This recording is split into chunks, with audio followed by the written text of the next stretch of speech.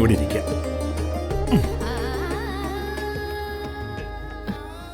മനോജ് ഹരിതയും വീട്ടിലെത്തിയിട്ടുണ്ടാവോ? നീ അവരുടെ കാര്യം ഓർത്ത് ടെൻഷൻ അടിക്കാതെ. അവരെവിടെങ്കിലും കറങ്ങിത്തിരിയാൻ പോയിട്ടുണ്ടാവും. വയസ്സിൽ എന്ന് നമുക്ക് വീട്ടിൽ പോകാൻ മനസ്സ് വരുന്നില്ല. പിന്നെ ചെറുപ്പക്കാരായ അവരുടെ കാര്യം പറയാനുണ്ടോ? നമ്മുടെ അവരുടെയും പ്രണയങ്ങൾ തമ്മിലും സാമ്യമുണ്ട് ചന്ദ്രു. അവരും ഒളിച്ചോടിയ പ്രണയ ജോഡികളല്ലേ? പ്രണയകാലത്ത് നിന്റെ അച്ഛന്റെയും സഹോദരന്റെയും കണ്ണു വെട്ടിച്ച കഥ നമുക്ക് പറയാം. കരുണാകരക്കുറുപ്പിന്റെയും ജഗന്റെയും കണ്ണു വെട്ടിച്ച കഥ അവരും പറയട്ടെ. ശരിയാ മാധവേട്ടൻ പറഞ്ഞത്. പക്ഷേ എനിക്ക് ഓർമ്മ വരുന്നത് നാട്ടിൻപുറത്തെ ഒരു ചൊല്ല. നാട്ടിൻപുറത്തെ ഒരു ചൊല്ലോ? അതെന്താ? അതെ, മത്ത കുത്തിയ കുമ്പളം മുളയ്ക്കില്ലെന്ന്.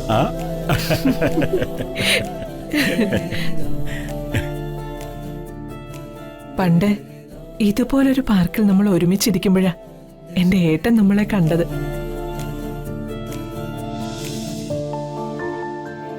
അന്നാ നമ്മുടെ പ്രണയ രഹസ്യം ആദ്യമായിട്ട് കോവിലകത്ത് അറിയുന്നത്. അന്ന് എന്നെ ഏട്ടൻ ഒരുപാട് തല്ലി, വീട്ടുതടങ്കലിലാക്കി, മേലിൽ കോളേജിൽ വിടില്ലെന്ന് ഉഗ്ര ശപഥം എടുത്തു. എല്ലാം ഇന്നലത്തെ പോലെ ഓർക്കുന്നു.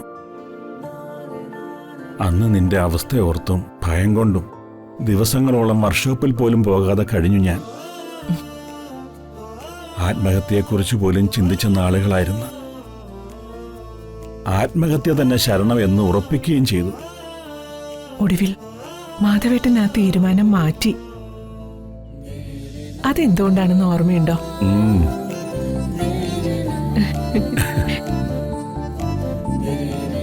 ഓർമ്മയുണ്ട്. അത്രത്തോളം മൂർച്ചയുള്ളതും മധുരം കിനിയുന്നതുമായ ഒരു ഓർമ്മ ജീവിതത്തിൽ ഇന്നേ വരെ ഉണ്ടായിട്ടില്ല. ചന്ദ്രികയുടെ സുഹൃത്തായ ഊർമിള വീട്ടിൽ വന്ന് 4 മടക്കിയ ഒരു വെള്ളക്കടലാസ് എന്നെ ഏൽപ്പിച്ചു. അതിൽ കണ്ട ചന്ദ്രികയുടെ കൈപ്പടയിലുള്ള അക്ഷരങ്ങൾ ഇന്നും ഹൃദയത്തിൽ മായാതെ കിടപ്പുണ്ട്. മരണം മറന്നേക്കൂ, ഏത് പ്രതിസന്ധിയും മറികടന്ന് മാധവേട്ടനോടൊപ്പം ജീവിക്കാൻ ചന്ദ്രികയുണ്ട്. ആ അക്ഷരങ്ങളുടെ പിൻബലമല്ലേ ചന്ദ്രു ഇന്നും നമ്മളെ ജീവിക്കാൻ പ്രേരിപ്പിക്കുന്നത്?